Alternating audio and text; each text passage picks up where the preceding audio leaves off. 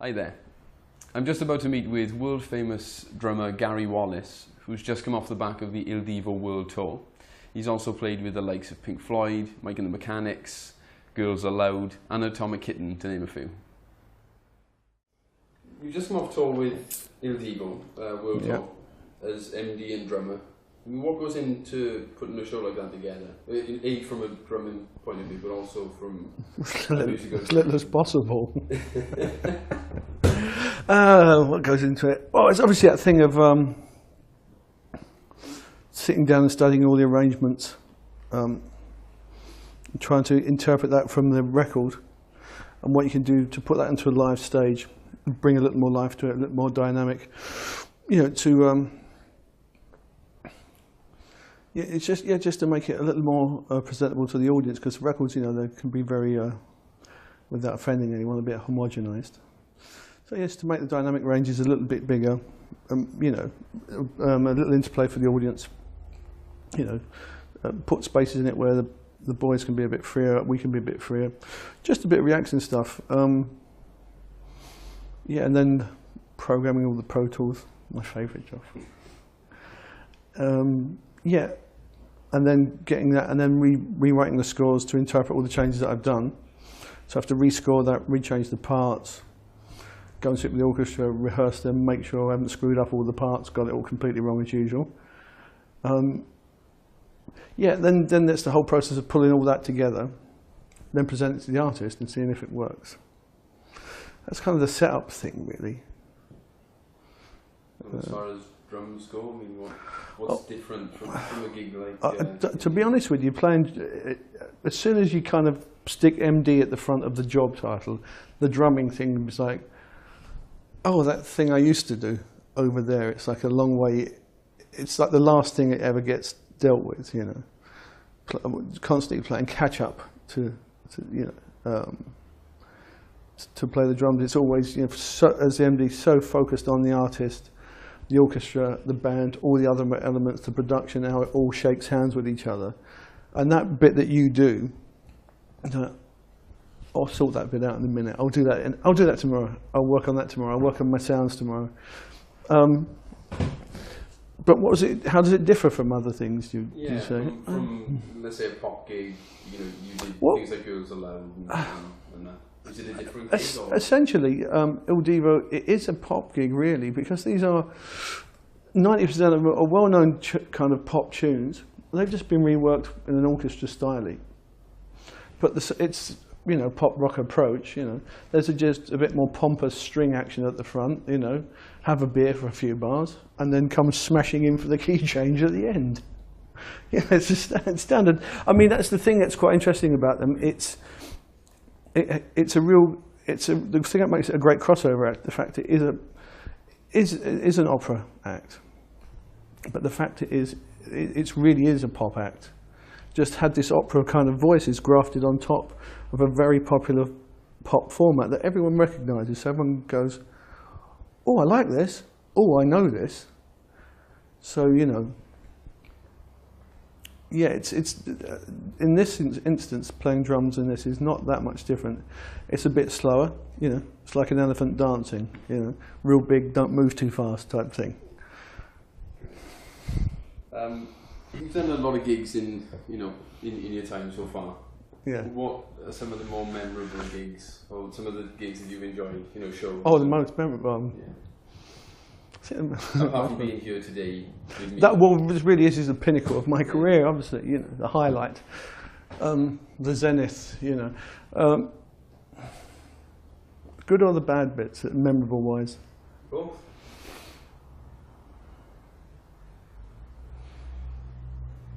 No, interesting one, because it's been a pretty active career and it's been pretty perverse, to say the least.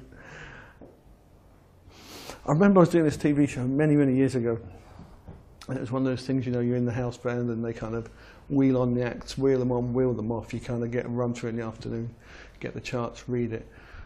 And was it, who sang Agadoo? Agadoo, who sang Agadoo? So there's two guys. Black Lace, not Black Lace. Is it Black Lace? Yes. they just actually announced that you're going to have to play Agadoo. And I tossed my fucking sticks straight over the front of the drum kit. I said, fuck that, I'm not playing with them. I don't care how much money you've got, fire me. And after a really big to-do with me and the director, show producers, you know, musical director, you know, I was cajoled back behind my drum kit.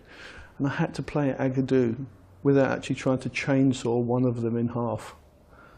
That was a very memorable moment in my career. On the kind of worst side. On the, you know, the more glorious side. Remember I was playing at Nebworth with Pink Floyd, obviously a great honour. And it was that great day for Nordhoff Robbins where it was, you know, it was Pink Floyd and McCartney and Genesis and Status Quo and Tears for Fears. You know, you kind of name it. It was like the rock and roll royalty list, you know. And it was such a magnificent day, and there was an awful lot of people there. And you know, and as I say, all these people had gone before us, and we were standing side stage watching Zeppelin play and everything. It was like, wow, you know, and it was 5 or 6 hours with your jaws open. And then our moment comes, we kind of go shuffling on, you know, stage turns around, 200,000 people, we're here, counting the first song. And it was all going great and tingling and everything. And then we start playing Comfortably Numb, and then the heavens open over Nebworth. And there's a storm like the end of the world, and it just hits the stage, and the lightning strikes the stage. And it rains like you've never, it really was Noah's Ark type rain. And I just remember playing there, and all of my drums were full up with water, and I got a great shot playing, and all the water's coming out the drums, and Gilmore's playing guitar. And we're all being pinned to the back of the stage by this storm, playing Comfortably Numb with all the night lights up Nebworth, and you're thinking, if there was ever a moment in rock and roll I wanted to be in, this is it. Thanks, big guy. You know, that's kind of two of the extremes. I could give you more if you want. Yeah, keep going. Live Aid was amazing, actually. I was 19, and I got a call off David Bowie to join the Power Station with Robert Palmer. And Tony Thompson playing drums, I played percussion. And it was great, you know, young cute, hey, fantastic, top of the world type thing, Mum. And they said, look, we're doing Live Aid. Okay, great. So we go on and the stage turns around for the first time, like 19, talk about brown pants, you know, full up, everything, absolutely, and play it. And, you know, completely overwhelmed, Live Aid, you know, young, and come off, go and get a shower, get some new clothes on, and come running straight back on with Duran Duran, which was amazing, playing twice at Live Aid. And we played like the Bond theme, View to a Kill, and it was #1, the Bond film was out, and there we were, and the lights had just dropped over JFK Stadium, and you could see the stadium with the lights on for the first time, and then we played Don't Save a Prayer for Me Now, and they put the videos of all the starving children, and the lights came down, and the whole of JFK Stadium just went deathly silent, and then just burst into tears. And I can remember playing that thinking, this is also a great moment. You know, and then me in floods of tears on stage playing, but that was an amazing emotional moment, you know, musically emotional, and being really young as well, and just thinking, I don't know what this is all about. Well, this is so new. You know, every fibre in your body just tingling, thinking, quite like this job. And she's pretty in the front.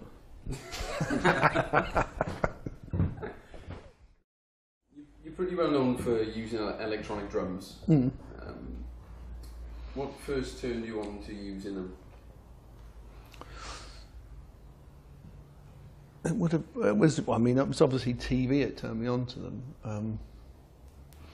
I just started as a pro player, I think. And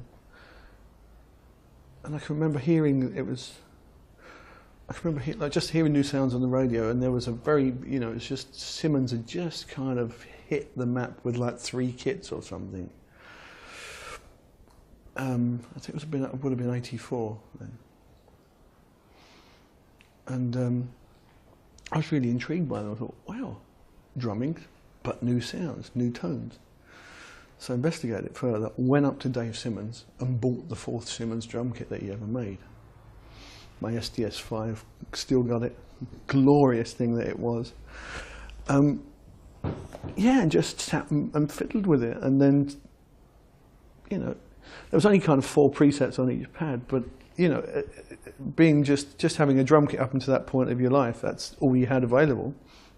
It didn't matter where you played it, that's what was available. Having these 4 or 5 pads to the left and having 4 or 5 sounds to draw from and incorporate, it's like, wow, the world has just opened up. So I started bringing it on gigs, incorporating it, and then I got to know Simmons very well, and they signed me in their kind of R&D department. So I sat and developed a lot of stuff with them. And in the meantime, like the LM1 drum machine came out. I bought the first one off the boat because when I started playing with Simmons things, what happened was it was a really easy interface for me. No manual. It came out the box and went, okay, I understand this. It's always been that way for me. It's always been a pretty simple interface.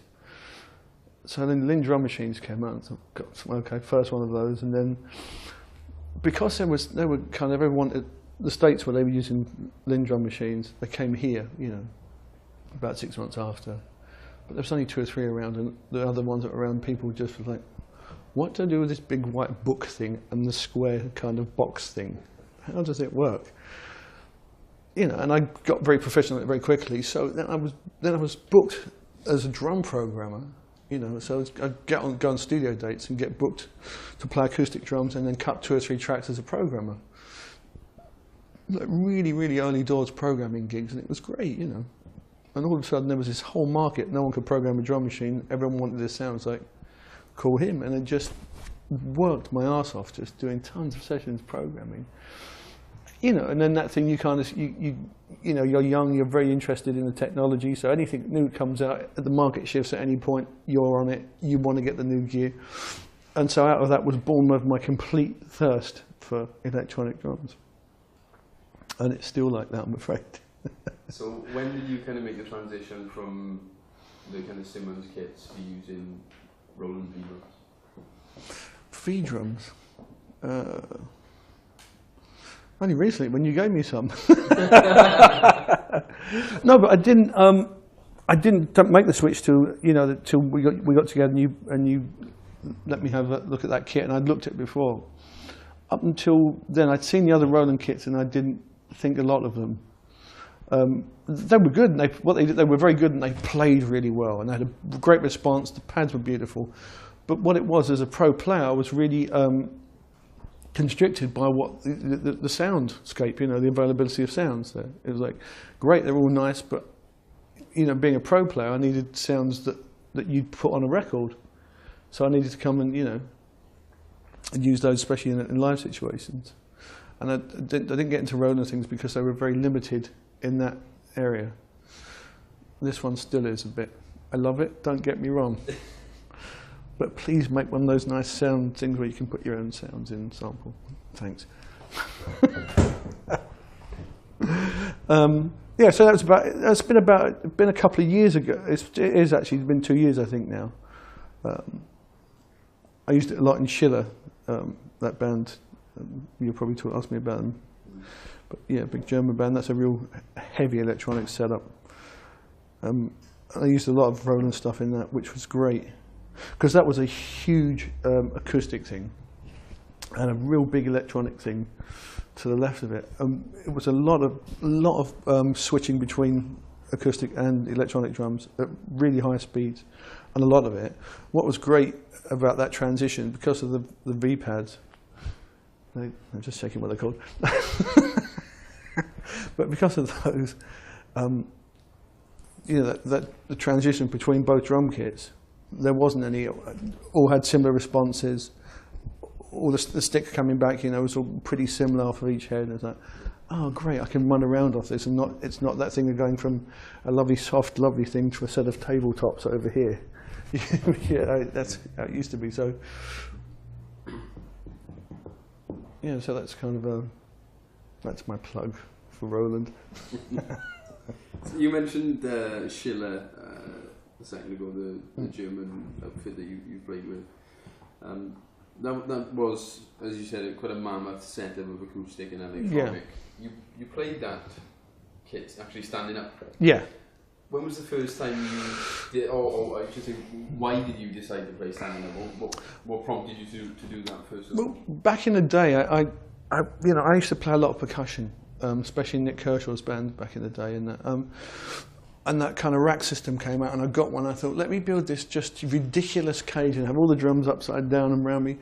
So, okay, I've got all the tones I need, but it's going to look much bigger and it's going to look great from the audience point of view.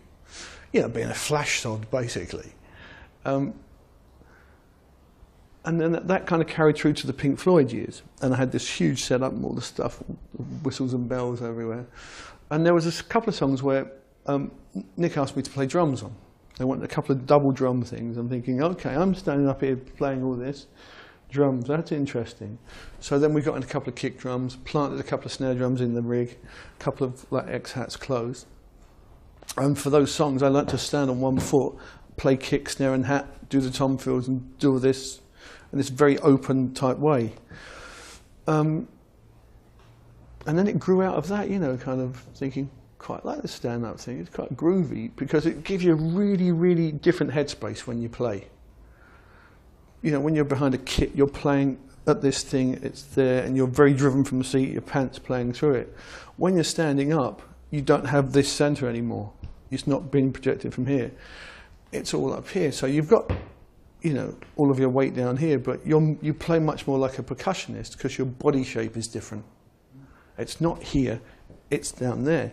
So everything all becomes really free, and you play like a percussionist. The way you hit is much more like a timbali player, basically. And it causes you to think very differently, play very differently. And, that's great. I quite like that. And also, it's a thing you can just stop and just wander over and have a beer when you feel like one, which is handy, But, you can't, it's really hard to get off your seat and get unplugged, where you can just go, blah, blah, just wander, have a beer, have a couple of puffs of your cigarette, wander back in,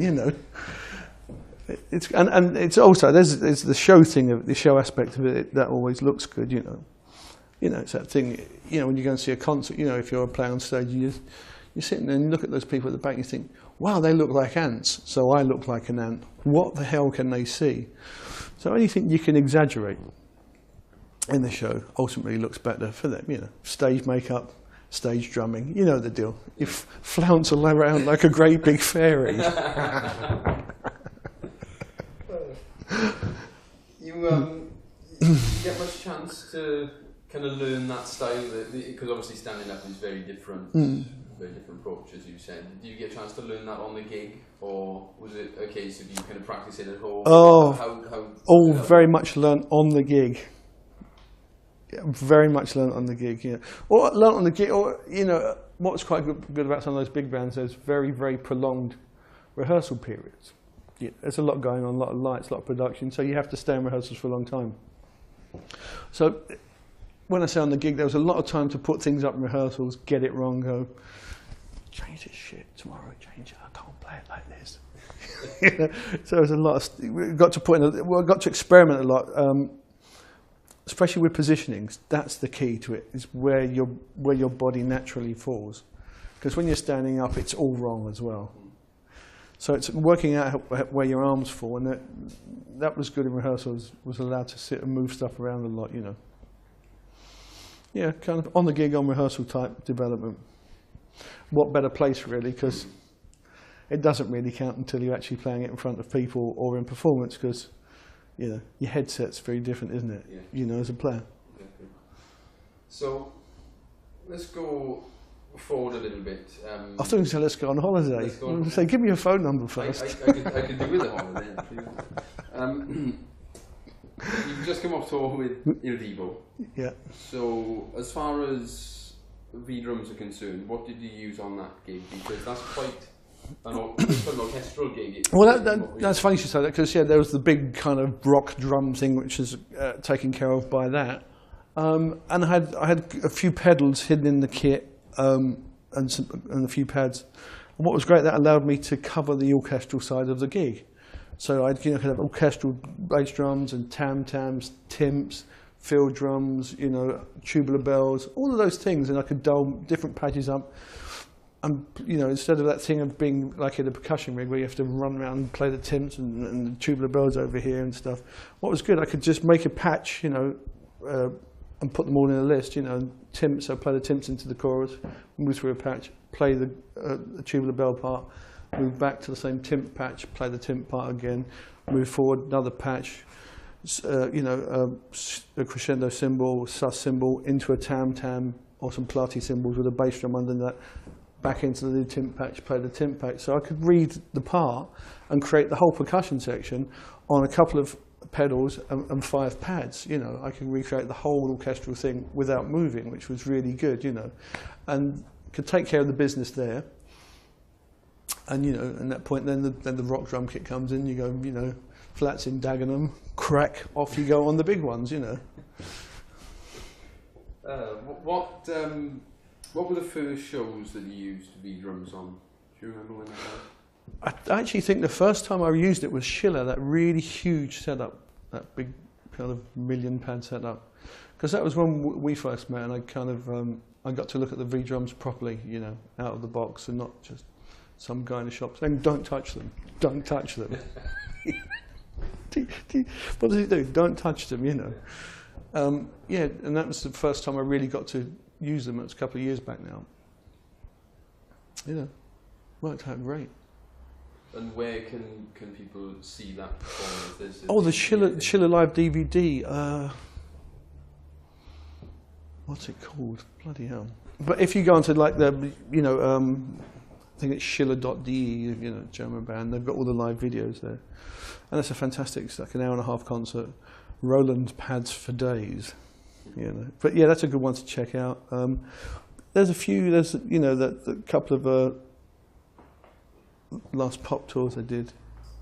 Sorry about the pop word. That Girls Aloud and Atomic Kitten, which I did it with Toby. Yeah, they're all on that. You know, and that was another great thing as well. You know, you kind of got the rock kind of acoustic setup there, and I had that kit, and I had a complete Roland kit to the left, and you could just turn around. And, you know, they've got some pop songs, you know, which have got an acoustic feel. And then there's a lot of other songs where they've got that real hard 4 on the floor thing, you know, real dance floor kind of 909, you know, stuff. But it's great, because just turn around and just go into that world and play it and have a real electronic, bass player goes electronic, everyone goes electronic. So all of a sudden you're generating a proper electronic sound, like a dance floor should be. You know, it's not some dodgy bloke playing his pub drums next, you know. It's real... you know, real triggered sounds, so you know, you can play it really, be really exact about it, and it, you know, you do sound like a load of machines, and that's the charm of those records. So, another good instance of being able to reuse that, you know, making it 2 different worlds, but still drumming and clouting the shit out of everything, you know. Now, you've mentioned quite a lot of high-profile acts that you've played with already. And you've obviously played with a lot of the top names in the music industry. What do you think makes you extremely hireable as a drummer? Cheap. Why do they keep calling? Dead cheap.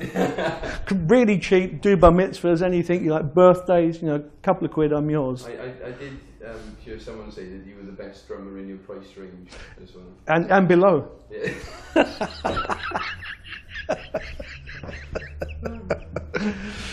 Oh, well, I don't know. You know, it's the old thing that we all practice very hard. We all try very hard. You do your homework. You invest a lot of time in it. It's the thing you love. And then you're in a position to be lucky enough to show your wares. And then if you can show your wares, be adaptable, apply yourself, and have a good attitude about doing it, all of a sudden it just makes you a very, very hireable commodity. You can do the electronic thing, you can do the acoustic thing, you can do the MD thing, you can read well, you've got a very good overview about it, you can be a decent chap, you turn up at the right time, you go home at the right time, you come in with your stuff in order, you keep your house tidy at all times. People go, oh, quite like that, can I have that again? It's like going to any supermarket, you know, you go and buy a nice product, you buy it twice, tastes nice twice, I'll keep buying it. It goes in the larder, it becomes a fixture, you know. That applies to any, you know, professional body of work that you do, or any professional And the last but not least, damn lucky. There is that factor to always be factored in. Damn lucky that you get to show your wares in the nicest supermarket. Great. So if people want to see you play, a lot of drummers will be watching this, and I guess will have probably seen you play, or at least heard you play, and not realised it was you. Probably best because I'm ugly. Yeah. Where can they check out some of the stuff you've done? We all check it out. YouTube, man. It's the place, you know. What's great about YouTube, it's got, it's legitimately got a lot of nice excerpts from all those videos that you've done. Recent one, Mike and the Mechanics, we did a little gig at Shepherd's Bush. You've seen that. It's quite a nice little one to see. As I say, the Schiller things. There's a couple of Pink Floyd DVDs. Pulse. And the Delicate Sound of Thunder. God, I'm getting old, I can't remember what I played on. The Schiller thing. The Girls Aloud was a recent one, Atomic Kitten was a recent one. That's like 5 or 6, 7 DVDs. But there's nothing what you would call like real drummer, because, that's not my thing. I like to play in a band and being part of the team. I like to watch all those other really good guys play the fancy stuff, Do you think that's important in like the current climate? There's a lot of drum clinics going on now. There's a lot of it's a very, very, it's a very precarious subject, really. I mean, not for me, it doesn't work for me, because I've never enjoyed that aspect of drumming at all. It's never, but I really marvel at it, and I wonder at it, and I watch it myself and think, wow, I don't know how much it applies to any music that you record or bands that you play with. I mean, it's great to have all those chops, and it allows you to interpret whatever's in your mind, which is great, but it's never really been for me. I mean, I like band drummers, bands, like Al Green's drummer. It was Al Jackson, isn't it? Guys, just really big fat grooves. You don't even know they're there. That's the thing that excites me. I mean, Horses for Courses. Some of the more fusion rock bands. Yeah, it's great. I mean, it just doesn't work for me. I like to see bands as a cohesive unit, and no one sticking out too much, and everyone doing their bit. And when the spotlight shines, yeah, they show themselves. But I like to see it all in a cohesive band unit. And I always find that thing. Any one instrument played out of context without other instruments, I find, tough. Let it be piano where you can accompany yourself, and it makes more sense then. It's a whole range, a full range instrument. But most other things, I don't like to hear them chew out on their own, especially not saxophone. I guess there's a fine line between the kind of musicality and technicality. Yeah, well, technicality should be just a vehicle so you can actually transcribe what's from your mind to your hands. That's all technique is for. It's about the execution of what's in your head. But unfortunately, that gets taken over by the execution of what's in your hands for a few people. And drums for drum's sakes, but money for God's sakes. You've got to be a pro. That's a lovely line to finish on. A little bit of 10cc. Yeah. Sitting down and studying all the arrangements, trying to interpret that from the record, and what you can do to put that into a live stage, and bring a little more life to it, a little more dynamic. It's just to make it a little more presentable to the audience, because records, they can be very, without offending anyone, a bit homogenized. So yes, to make the dynamic ranges a little bit bigger, a little interplay for the audience, the artist, and seeing if it works. That's kind of the setup thing, really. And as far as drums go, I mean, what's different from a gig like? To be honest with you, playing as soon as you kind of stick MD at the front of the job title, the drumming thing was like, oh, that thing I used to do over there. It's like a long way. It's like the last thing it ever gets dealt with. Constantly playing catch up to play the drums. It's always Hi there. I'm just about to meet with world famous drummer Gary Wallis, who's just come off the back of the Il Divo World Tour. He's also played with the likes of Pink Floyd, Mike and the Mechanics, Girls Aloud, and Atomic Kitten, to name a few. You've just come off tour with Il Divo, World Tour, as MD and drummer. I mean, what goes into putting a show like that together? A, from a drumming point of view, but also from a musical as little as possible. What goes into it? Well, it's obviously that thing of the MD so focused on the artist, the orchestra, the band, all the other elements, the production, how it all shakes hands with each other. And that bit that you do, I'll sort that bit out in a minute. I'll do that. I'll do that tomorrow. I'll work on that tomorrow. I'll work on my sounds tomorrow. But what was it? How does it differ from other things? You say? From let's say a pop gig, you did things like Girls Aloud and that. Is it a different gig? Essentially, Il Divo, it is a pop gig really, because these are 90% of them put spaces in it where the boys can be a bit freer, we can be a bit freer, just a bit of reaction stuff. Yeah, and then programming all the Pro Tools, my favourite job. Yeah, and then getting that, and then rewriting the scores to interpret all the changes that I've done.